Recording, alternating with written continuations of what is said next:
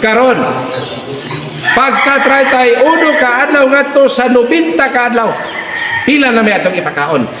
Kuhaan na to o padakan? Ha? Padakan? Balik si Musa. Ha? Kilos. Ha? Atong tanawon kung tinuod bang imong giingon. Ha? Kung pila gyud, ha? Balik ta. Balik to. No, balik ta sa atong 2 kilos. naandan nga 2 kilos. No. Pila ka adlaw na itong ipakaon og 2 kilos? 90 Ha? days. Ha? 90 minus 30. Oh, 60 Ha? days. 60 days. Balik duha ka buwan. Oh. Susud sa duha ka buwan, pakato na to siya og pila ka kilo? Duha. No, normal niya nga panginahanglan.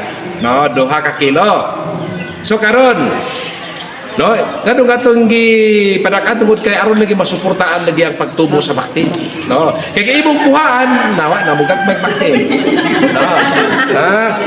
Mo na atong padaghanan, atong punan ba.